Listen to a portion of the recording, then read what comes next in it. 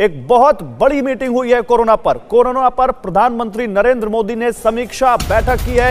Experts के साथ corona संकट पर चर्चा की है। संक्रमण रोकने के लिए 2 हफ्ते का कंप्लीट लॉकडाउन लगाया जाए, ये कह रहे हैं एक्सपर्ट, कह रहे हैं ये जरूरी है, वरना संक्रमण की चेन तोड़ने में दिक्कत होगी। कोरोना के हालात पर सुप्रीम कोर्ट ने भी सरकार को कुछ सलाह दी है। देर रात कल सुनवाई हुई है, उसमें सुप्रीम कोर्ट ने सरकार को सलाह दी है कि लॉकडाउन पर विचार किया जाए। कोरोना की दूसरी लहर के बीच पिछले कुछ दिनों से भारत में देशव्यापी लॉकडाउन की मांग उठ रही है।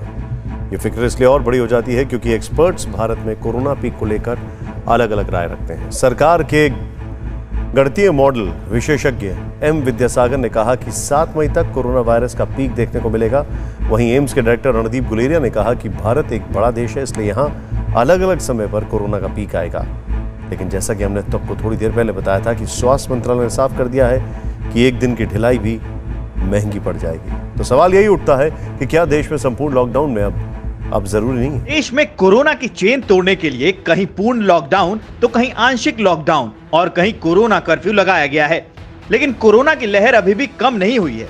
3 दिनों तक थोड़ा नीचे गिरने के बाद 4 मई को कोरोना के नए केस 3,62,649 आए, जो देश की फिक्र को और बढ़ाते हैं, क्योंकि कोरोना के कहर को कम करने के लिए देश के 20 से ज्यादा राज्यों में लॉकडाउन जैसी पाबंदियां लागू हैं, फिर भी मामलों में कमी नहीं आ रही है।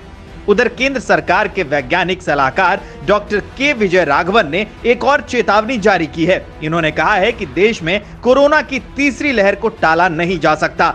इन सब के बीच राष्ट्रव्यापी लॉकडाउन की मांग भी तेज हो रही है। सुप्रीम कोर्ट और देश विदेश के वैज्ञानिक और डॉक्टर्स भारत में संपूर्ण लॉकडाउन की सलाह दे रहे हैं। लेकिन इस सब के बारे में आज जब स्वास्थ्य मंत्रालय की प्रेस कॉन्फ्रेंस में नीति आयोग के सदस्य डॉक्टर वी.के. पॉल से पूछा गया तो उन्होंने कहा कि केंद्र सरकार संक्रमण की चेन तोड़ने के लिए राज्य सरकारों को प्रतिबंधों को लेकर दिशा निर्देश दे चुकी है।